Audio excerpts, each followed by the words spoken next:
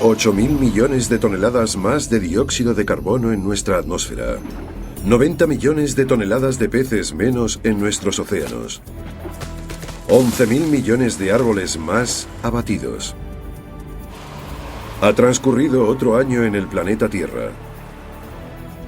Las voces de alarma resuenan en todos los países del mundo.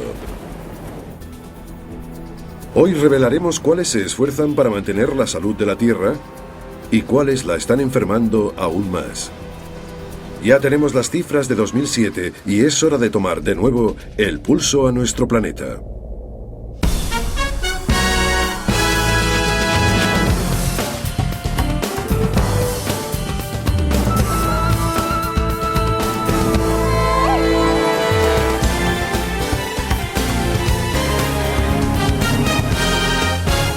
Informe Tierra.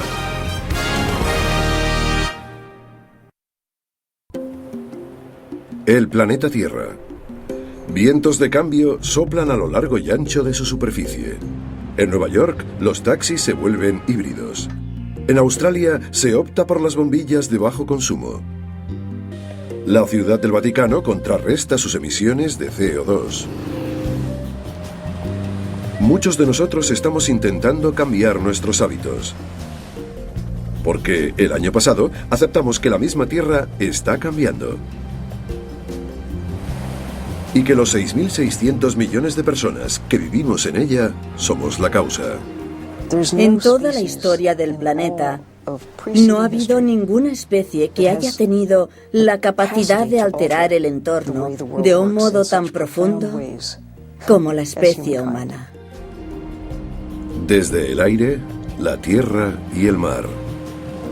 Mediante la observación de las criaturas que viven en su seno, repasaremos algunos de los acontecimientos más importantes del pasado año y tomaremos el pulso a nuestro planeta.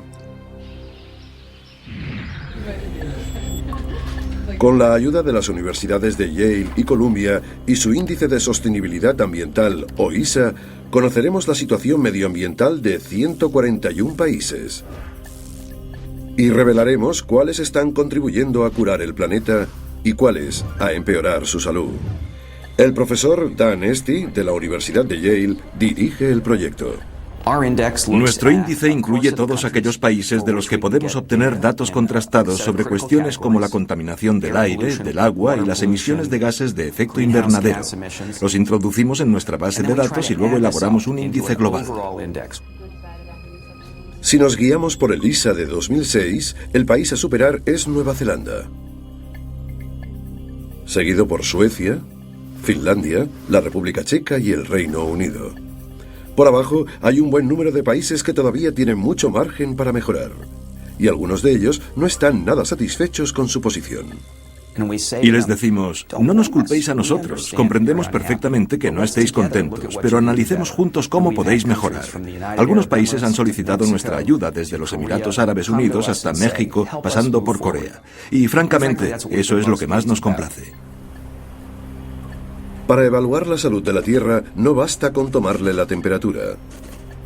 Además, la diversidad de climas, poblaciones y circunstancias económicas hacen que los problemas ecológicos no siempre puedan dividirse siguiendo las fronteras de un país.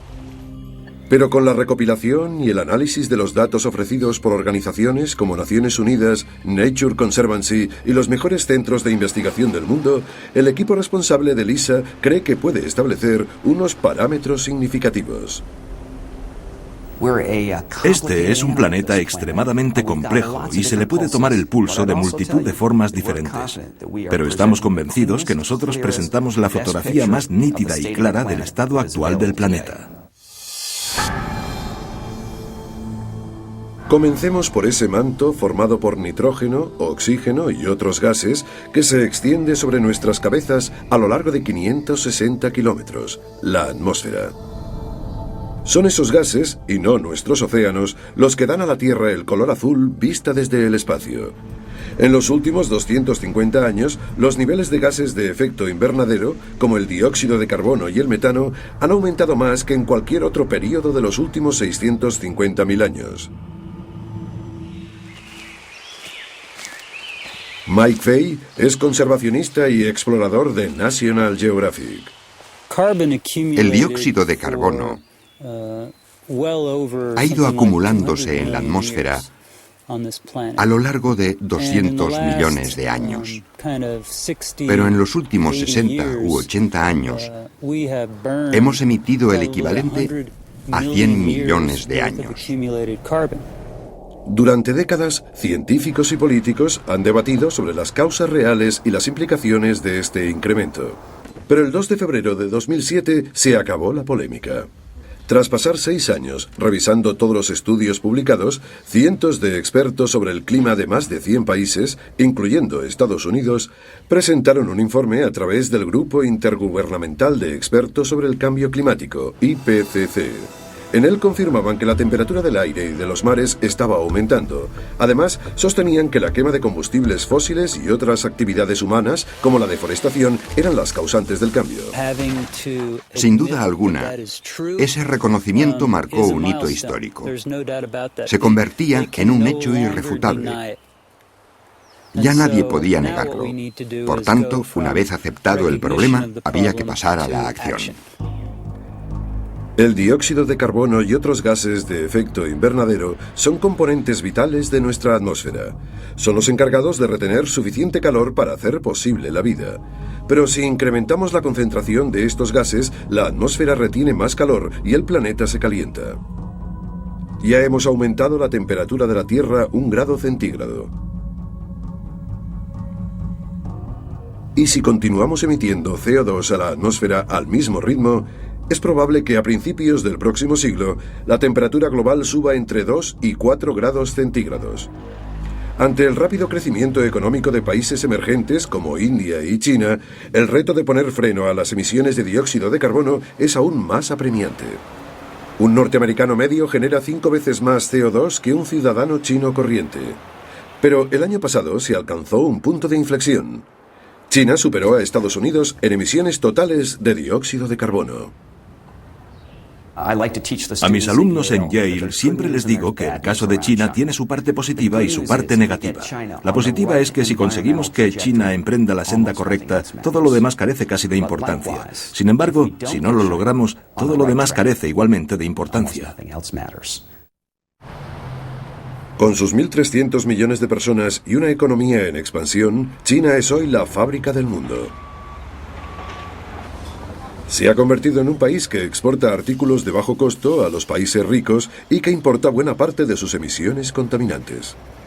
Cuanto mayor es la demanda de productos, mayor es la energía que precisa para seguir creciendo. Por ese motivo, en China se inaugura cada semana una nueva central térmica de carbón. Cada una de ellas libera todos los años el CO2 equivalente a 2 millones de coches.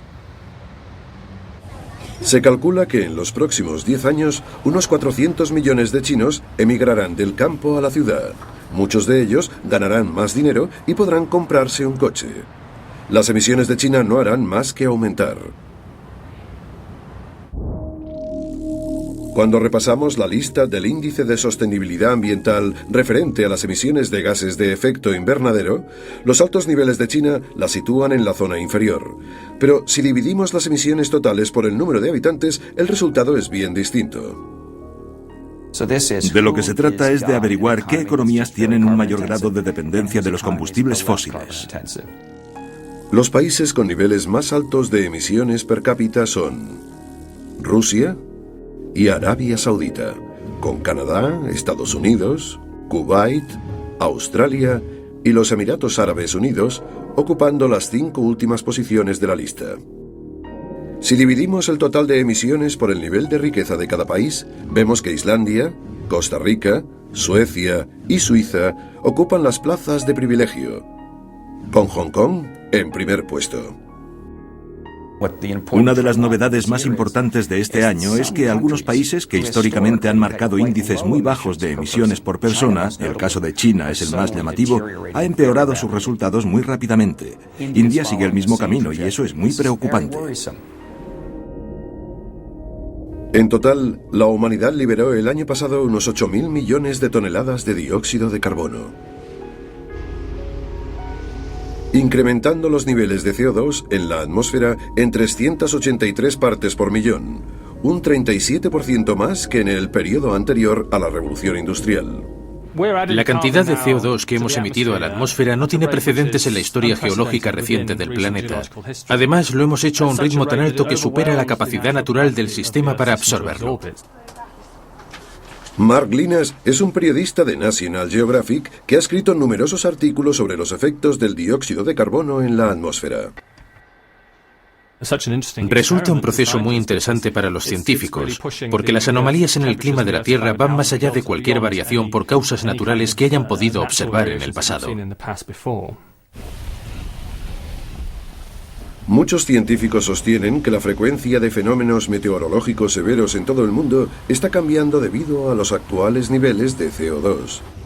El aire caliente retiene más vapor de agua y aumenta la evaporación, lo que significa más precipitaciones en zonas donde llueve mucho y menos en zonas áridas. La cuenca del río Murray-Darling en el sur de Australia se ve asolada por una grave sequía que se prolonga desde el año 2001. Esta cuenca, que cubre una extensión del tamaño de España y Francia juntas, contiene 3/4 partes de las tierras irrigadas del país. El año pasado, su caudal descendió a niveles críticos. Muy pronto, las restricciones de agua y el recorte en la producción agrícola podrían costar millones de euros a Australia. Pero el caso del Murray-Darling no fue el único. El año pasado se produjeron sequías en todos los continentes del planeta, excepto en la Antártica, con los consiguientes incendios forestales. Si quisiéramos crear las condiciones perfectas para provocar un gran incendio, necesitaríamos un entorno seco, temperaturas muy altas y vientos fuertes. Esas son precisamente las condiciones que tienen cada vez más regiones del planeta. En Grecia, las altas temperaturas, combinadas con la escasez de precipitaciones, provocaron un gigantesco incendio que se cobró el 5% de los bosques del país y mató a docenas de personas. Las llamas, visibles desde el espacio, estuvieron a punto de destruir el emplazamiento donde se celebraron los primeros Juegos Olímpicos de la historia. Las autoridades dijeron que Grecia tardaría décadas en recuperarse.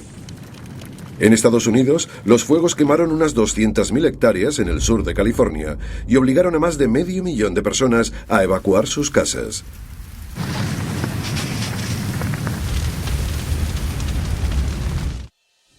Y en Paraguay, las imágenes del satélite muestran unas 400.000 hectáreas de tierra abrasada en los peores incendios de su historia. Fijemos ahora nuestra mirada en las regiones más húmedas y veremos cómo también les afectó el aumento de temperaturas y de vapor de agua en la atmósfera. En el Reino Unido, el río Severn se desbordó de su cauce, dejando a cientos de personas incomunicadas y miles de hogares sin agua ni electricidad durante días. Lo vivimos incluso aquí, en Oxford. Nunca había visto llover con tanta intensidad. Parecía un monzón. En el otro lado del mundo, los monzones de agosto y septiembre sumergieron bajo el agua el 40% de Bangladesh, el doble que en un año normal. Las inundaciones se cobraron casi 200 muertes y hubo más de 9 millones de desplazados. Aunque no podemos vincular ninguno de estos desastres al calentamiento global, la mayoría de científicos coinciden en afirmar que sequías e inundaciones serán cada vez más frecuentes con el progresivo aumento de la temperatura. Cada día se producen sequías e inundaciones más severas en diversas partes del mundo, a veces de forma simultánea en el mismo lugar.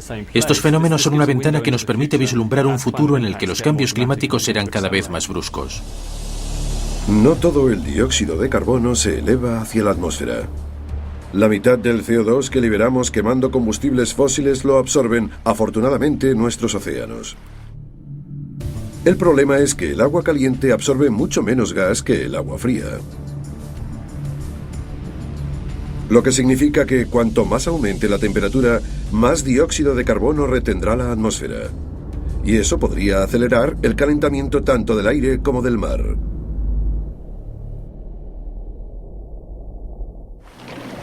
Sylvia Earle, eminente científica y exploradora de National Geographic, lleva 50 años estudiando nuestros océanos.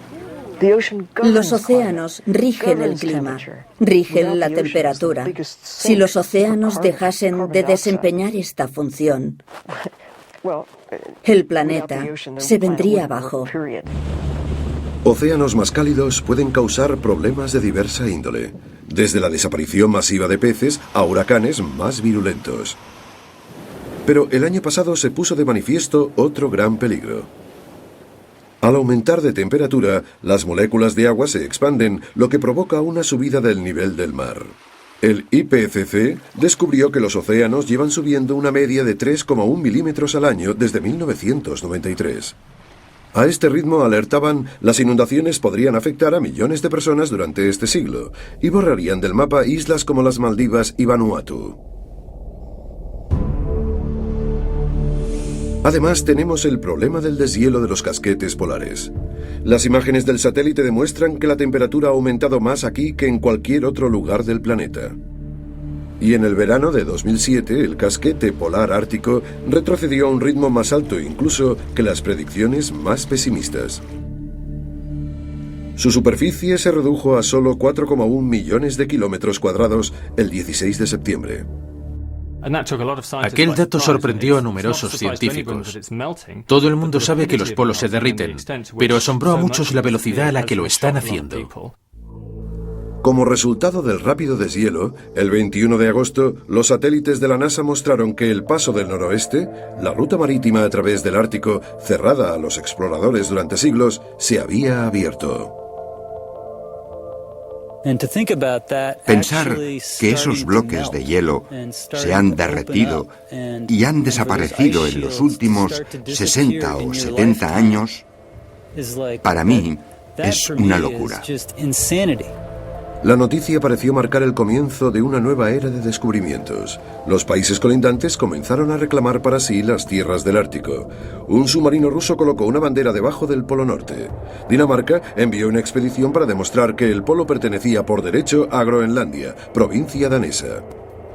Y Canadá anunció que se proponía controlar el paso y abrir 2 nuevas bases militares en el Ártico. Al reducir en 1/3 la distancia que separa Europa de Asia, las compañías navieras vieron la posibilidad de ahorrar tiempo y combustible, mientras que las petroleras se lanzaron a la búsqueda de nuevas reservas. Cabía esperar que la gente se alarmase ante una noticia semejante. Aquí es donde la humanidad decepciona. Pensamos y actuamos en lo que nos toca más de cerca, pero ignoramos las importantes consecuencias a largo plazo. Ante la intrincada conexión de los procesos naturales y ante la gran variedad de actividades humanas que los distorsionan, los científicos dicen que ahora es más importante que nunca comprender el funcionamiento de dichos procesos. De ello depende nuestra supervivencia y la del resto de especies que viven en este planeta, sobre todo cuando hablamos de cuestiones que podemos controlar como las emisiones de dióxido de carbono. El océano absorbe gran parte del CO2 que hay en la atmósfera. Las plantas del fondo marino atrapan dióxido de carbono, generan oxígeno y también son fuentes de alimento. Pero un exceso de CO2 hace que el agua se vuelva más ácida y muchas criaturas, desde el plancton hasta los corales, tienen más dificultades para formar conchas y esqueletos. En última instancia, las disuelve. Si las emisiones de CO2 continúan al ritmo actual, los investigadores han calculado que en los próximos siglos el grado de acidez de los océanos será el más alto de los últimos 300 millones de años. La acidificación del océano es uno de los aspectos que empezó a analizarse con preocupación a partir de 2007. El explorador de National Geographic, Enric Sala, conoce de primera mano esta y otras amenazas. Este ecologista lleva 15 años estudiando el impacto humano en los ecosistemas marinos. Las personas extraemos del océano todo lo bueno, todo lo que nos gusta, y tiramos en ellos todo lo que no queremos. La pesca, la contaminación y el calentamiento global tienen un impacto en algún eslabón de esta gigantesca máquina biológica. Sin embargo, en el arrecife Kingman, situado a 600 kilómetros al sur de Hawái, Sala no ha hallado efecto alguno. Este es uno de los rincones más remotos del planeta. Aquí, Sala estudia los bosques de coral y los peces para saber cómo es la vida bajo el agua sin la presión ejercida por el hombre. En el instante que se sumerge en las aguas del arrecife Kingman, advierte claramente las diferencias. Esta zona está infestada de grandes predadores, tiburones, meros y pargos rojos, solo por nombrar algunos. Predadores que cada vez son más raros de ver en otros arrecifes del mundo. Aquí, los grandes predadores constituyen el 85% de la biomasa animal. En el arrecife Kingman comprobamos que un ecosistema intacto, con todos sus eslabones, incluyendo a los tiburones, es más resistente al cambio climático. Eso significa que tiene más recursos para recuperarse de un impacto humano. Los conservacionistas estiman que ha desaparecido ya una cuarta parte de los arrecifes de aguas cálidas y que 2/3 partes de los que quedan aún están en peligro. Los corales dan cobijo al 65% de los peces que habitan en los océanos del mundo. Por tanto, lo que es malo para los corales es malo para el resto de nosotros. Los océanos son la mayor fuente de proteínas de la humanidad. 3.000 millones y medio de personas tienen el pescado como principal fuente de alimento. El año pasado, muchos bancos de peces continuaron con su prolongado y agónico declive. Todos sabemos que estamos sobreexplotando los océanos, que estamos pescando más peces de los que nacen. Ahora estamos pagando las consecuencias de nuestra incapacidad para comprender que lo que podemos extraer de los mares tiene un límite. Ya sea con redes de 100 kilómetros de largo o con pesqueros de arrastre llevándose todo lo que encuentran a su paso, los daños al medio ambiente son innegables.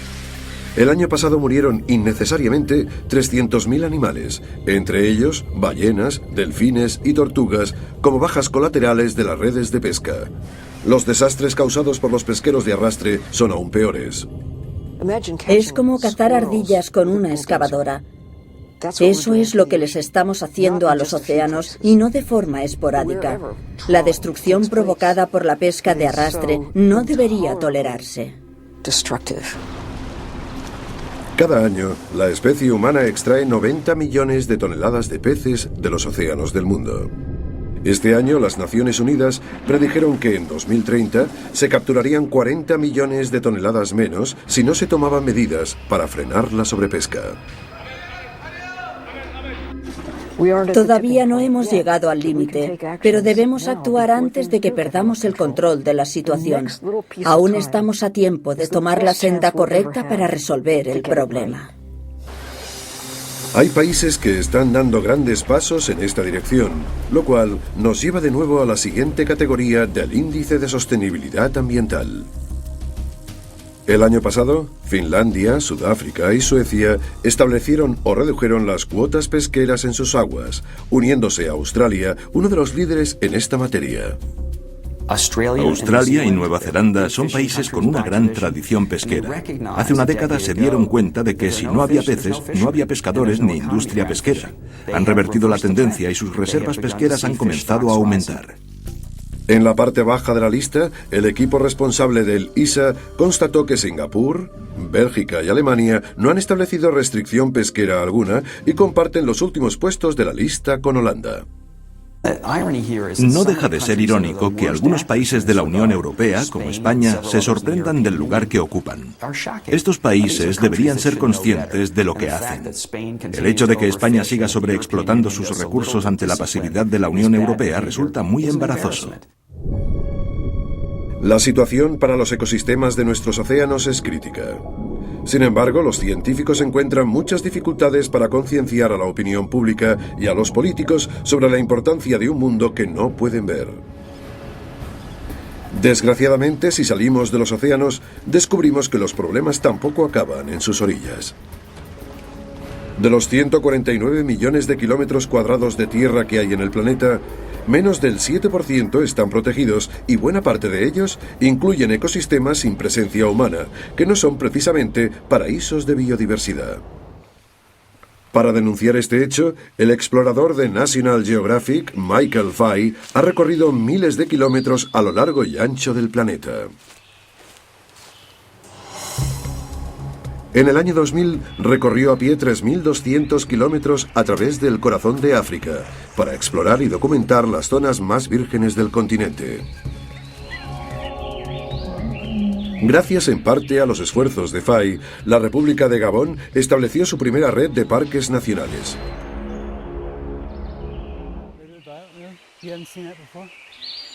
Ahora espera poder suscitar iniciativas parecidas en su estado natal, California, donde se han talado más del 95% de los bosques originales de secuoyas.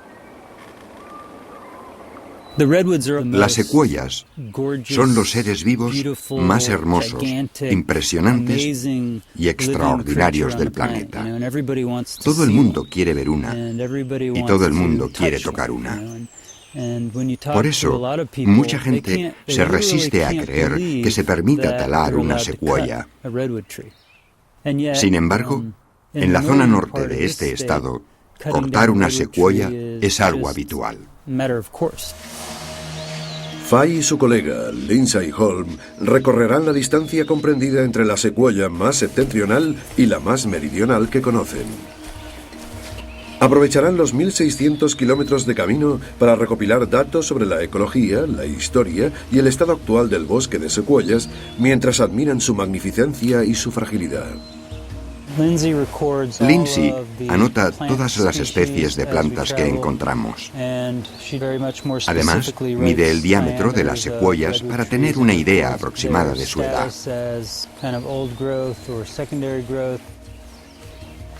Yo me encargo de anotar las aves que vemos y cualquier rastro de grandes mamíferos, incluyendo a los seres humanos. Cuando terminemos, probablemente tendremos una visión global de lo que está pasando en el bosque de secuoyas, mejor que cualquier otra persona del mundo. Algunos de los árboles que estudia Fay llevan en pie más de 2.000 años y se encuentran entre los seres vivos más longevos del planeta. También son los más altos, pues se elevan más de 100 metros hacia el cielo y uno de los más amenazados.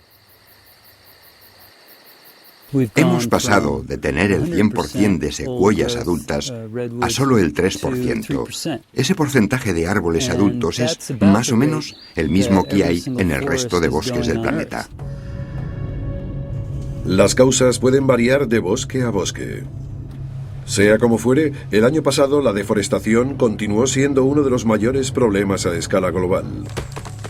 En Borneo se talaron unos 26.000 kilómetros cuadrados de selva. En su lugar se plantaron palmeras para producir biodiesel. En Brasil, una media de más de 20.000 kilómetros de selva al año da paso a cultivos de soja y explotaciones ganaderas.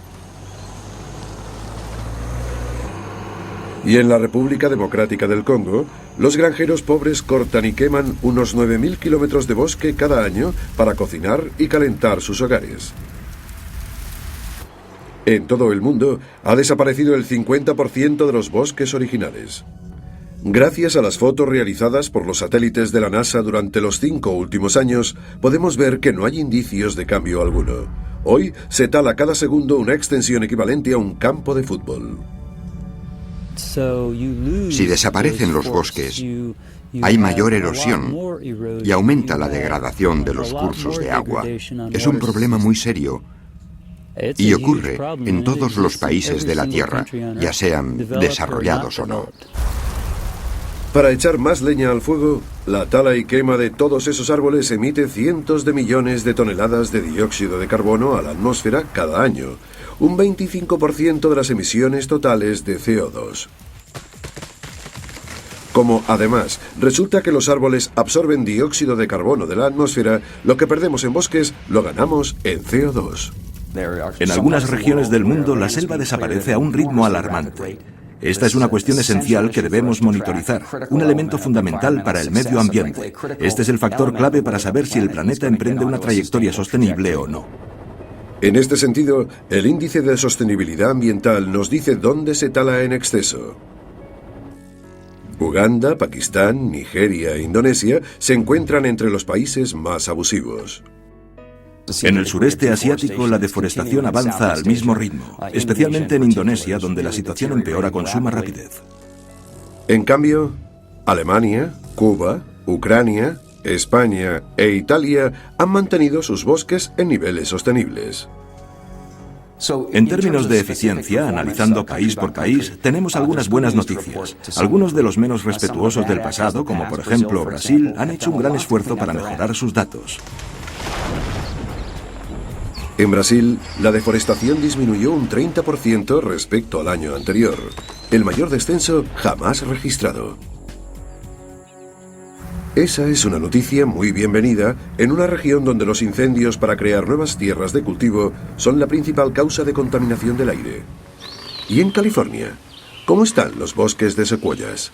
No esperábamos encontrar tantos árboles de más de 3 metros de diámetro. Ese es el motivo por el cual estamos aquí. Queremos usar las secuoyas para decir, podemos hacerlo. La deforestación, junto con el cambio climático y la sobreexplotación, es la clave de otro gran problema de degradación de la Tierra: la desertificación. En junio, Naciones Unidas advirtió que podía provocar una crisis medioambiental de proporciones globales. Ahí es donde acaba todo, en la desertificación. Y entonces no queda más que silicona. No queda nada, ni agua, ni suelo fértil, ni atmósfera. Solo silicona. Eso es la desertificación. En Asia Central y en el África subsahariana, millones de personas ya se están viendo obligadas a desplazarse. El informe de Naciones Unidas dice que si no se pone remedio a la desertificación, en los próximos 12 años podría afectar a 60 millones de personas. En Sudán, donde los conflictos armados han forzado a millones de personas a cobijarse en campos de refugiados, el aumento de población está agotando los recursos hídricos y empobreciendo la tierra. En un lugar donde hace 20 años se podía alimentar una vaca, ahora ya es imposible. Ahora solo puede vivir un camello. La erosión y desaparición de la capa superficial del suelo está convirtiendo gran parte de la región en una extensión del Sáhara. En el norte de China, las dunas del desierto de Gobi avanzan a una media de 2.400 kilómetros cuadrados al año, engullendo todo lo que encuentran a su paso. Ciudades enteras han desaparecido y las tormentas de arena pasan con frecuencia por Pekín. La arena de China ha cruzado incluso el Océano Pacífico y ha llegado hasta Estados Unidos. El avance del desierto de Gobi es una amenaza tan seria para China que el gobierno ha invertido 8.000 millones de dólares en el mayor proyecto de reforestación del mundo. Es la Muralla Verde de China, un escudo de álamos y matorrales que se extenderá a lo largo de casi 4.500 kilómetros desde Mongolia Interior hasta Pekín. Pese a las numerosas críticas que ha generado la iniciativa, calificándola de fútil y disparatada, China asegura que ha recuperado ya 8.000 kilómetros cuadrados de desierto y está convencida de que logrará revertir la situación. El Índice de Salud Ambiental examina diversos factores referentes al uso de la tierra, incluida la desertificación. Nuestro sistema de medición analiza ecosistemas diversos porque resulta que las llanuras, por ejemplo, necesitan condiciones distintas que los bosques, las montañas o los altiplanos. En lo relativo a protección de ecosistemas, Luxemburgo, Groenlandia y Belice obtienen notas relativamente buenas, mientras que Corea del Norte, Turquía y Haití se hallan en la parte baja de la lista. Además de hacer habitable nuestro mundo y de proporcionarnos los recursos básicos como son el agua para beber y el aire para respirar, estos espacios naturales poseen un valor aún mayor para los seres que viven en ellos. Compartimos este planeta con unos 2 millones de especies diferentes, y esas son solo las que conocemos. Los científicos calculan que aún nos quedan por descubrir el 90% de ellas. Solo el año pasado se añadieron a la lista más de 800 nuevas especies.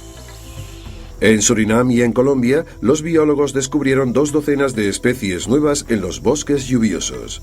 Entre ellas se encuentran unas ranas de llamativos colores, diversas clases de escarabajos peloteros y una nueva clase de hormiga de los bosques. En Vietnam, una serpiente, 2 mariposas y 5 variedades de orquídeas.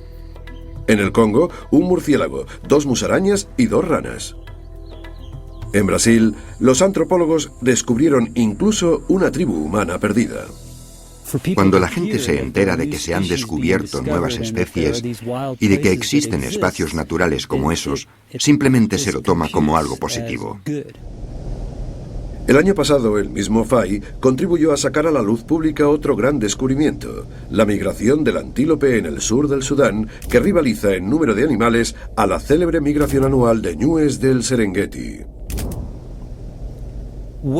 Había entre 1.300.000 y 1.400.000 antílopes en el sur de Sudán, donde todo el mundo cree que ya no queda nada. El año pasado conocimos un buen número de éxitos de los conservacionistas.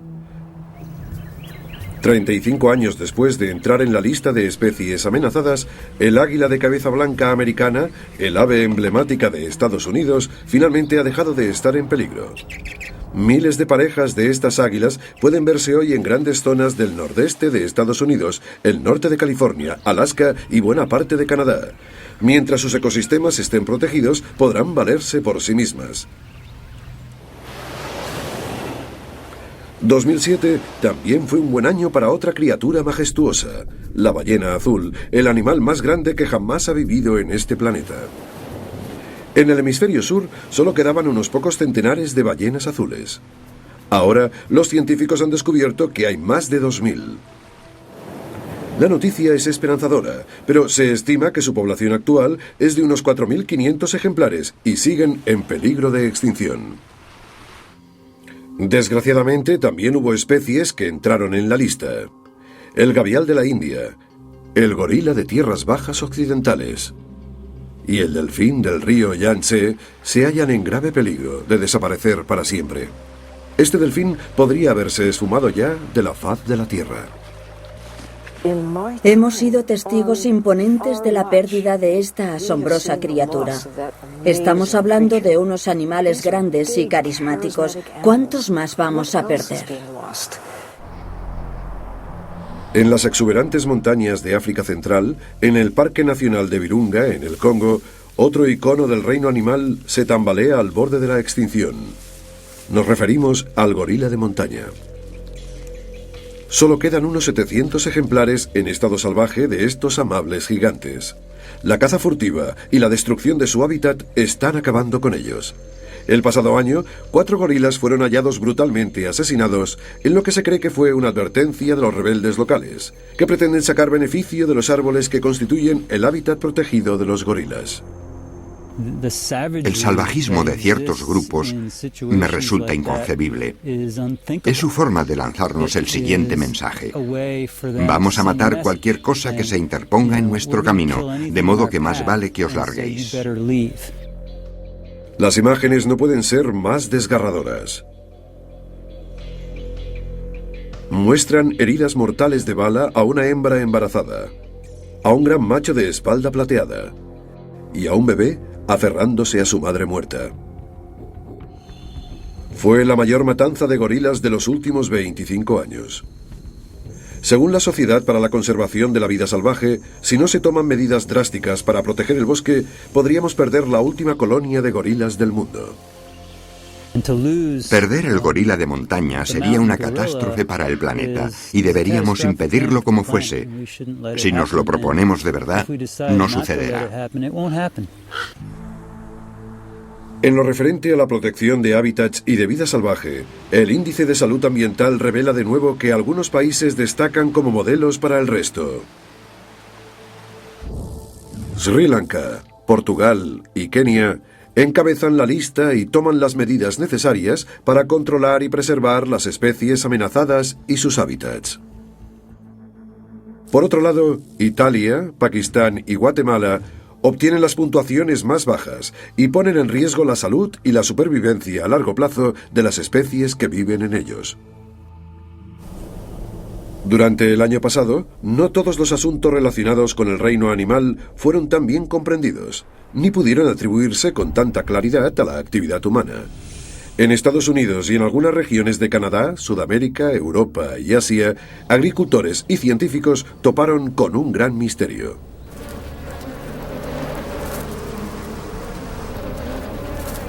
Miles de millones de abejas, aparentemente sanas, abandonaron su reina, sus crías y sus reservas de alimento y desaparecieron.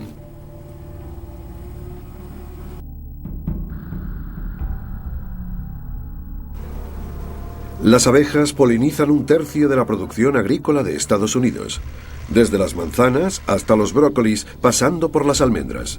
Los beneficios ascienden a miles de millones de dólares, sin contar con los 150 millones que aporta la miel. Sabemos que una tercera parte de los alimentos que consumimos son el resultado directo o indirecto de la acción de las abejas. Como es obvio, la desaparición de las abejas desató el pánico en la industria agrícola y numerosos laboratorios se lanzaron por todo el país a la búsqueda de las causas. Y como ocurre con toda buena historia de misterio, había multitud de sospechosos.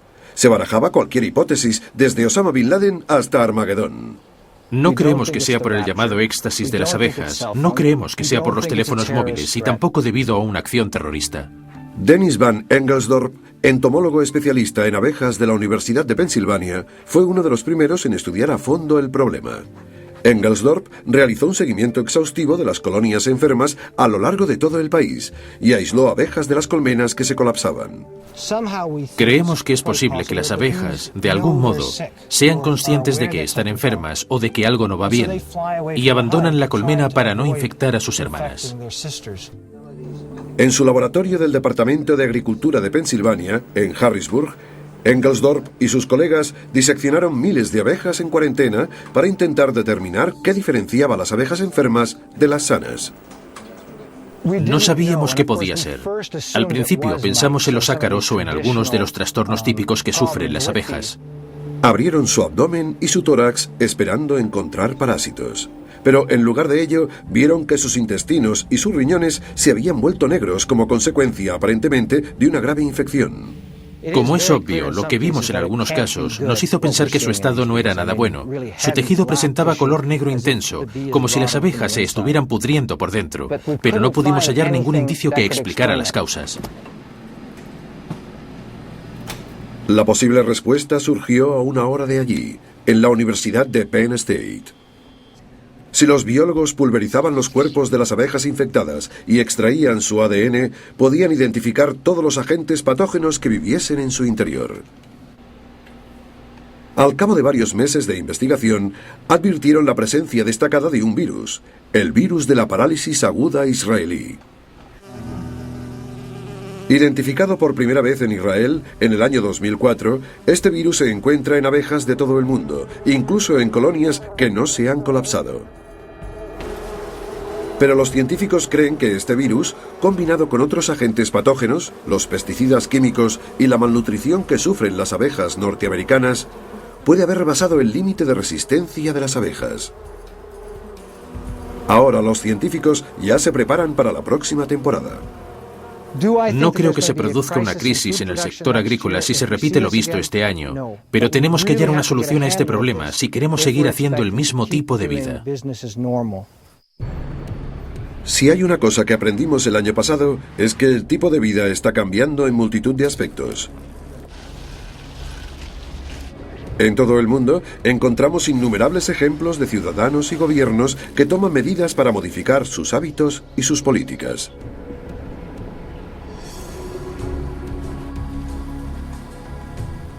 El pasado septiembre, el Vaticano hizo historia convirtiéndose en el primer estado del mundo en neutralizar sus emisiones de CO2. Una nueva empresa de ecorrestauración recuperó un antiguo bosque de 15 hectáreas situado en el centro de Hungría, contrarrestando las emisiones anuales del Vaticano, ya sean las producidas por los coches como las generadas para iluminar y calentar sus edificios. Incluso sin bula papal, gobiernos de todo el mundo están dando pasos similares para retener dióxido de carbono, al igual que grandes empresas, famosos y políticos. No es la solución definitiva. En cierto modo, es una estrategia para hacer frente a medio plazo, pero ayuda a concienciar a la opinión pública de la gravedad de la situación. Queremos hacer constar que para compensar las emisiones originadas para la realización de nuestro informe Tierra, hemos empleado fuentes de energía renovables. En mayor escala, eso es lo que han hecho también muchas ciudades y naciones de todo el planeta. En Nueva York, los taxis amarillos serán verdes en 2012, con una flota de coches híbridos que reducirá en 200.000 toneladas al año las emisiones de CO2 a la atmósfera. El pasado septiembre, China anunció que invertirá 265.000 millones de dólares en alternativas a los combustibles fósiles, contribuyendo a aumentar su porcentaje total de uso de energías renovables, del 7,5% en 2005 al 15% en 2020. En Estados Unidos, el gobierno destinó casi 200 millones de dólares al desarrollo de un programa denominado Secuestro de Dióxido de Carbono, con el que pretende almacenar CO2 bajo las profundidades de la Tierra. Si tienen éxito, el Departamento de Energía asegura que se podrían almacenar 3 billones de toneladas de dióxido de carbono bajo la superficie de Norteamérica. El suficiente para contener las emisiones de Estados Unidos durante más de 1000 años. En el hemisferio sur, Australia eliminará progresivamente las bombillas convencionales hasta su completa desaparición en 2010, reduciendo sus emisiones en 4 millones de toneladas en 2012. Si todos los países siguieran su ejemplo, podríamos recortar decenas de millones de toneladas más. Para cuantificar el esfuerzo en materia de energías limpias, renovables y sostenibles, ELISA nos ofrece otra lista. Islandia, Noruega y Paraguay se encuentran entre los países líderes en el uso de dichas energías. Los países que hacen hincapié en esta materia mejoran sus resultados de forma ostensible. El ejemplo más claro es el de Dinamarca, porque ha invertido muchos recursos en la energía eólica. Lo mismo ocurre en el caso de Alemania. Es el país que ha instalado más placas solares del mundo. Este es un dato impresionante para un país que no destaca precisamente por su clima cálido. Todos estos discursos sobre la sostenibilidad no fueron solo cosa de burócratas. La ecología estaba en boca de todos. El pasado julio, se calcula que 8 millones de personas de los 7 continentes vieron Live Earth, el concierto para un clima en crisis, que polarizó la atención del mundo entero hacia los efectos del cambio climático.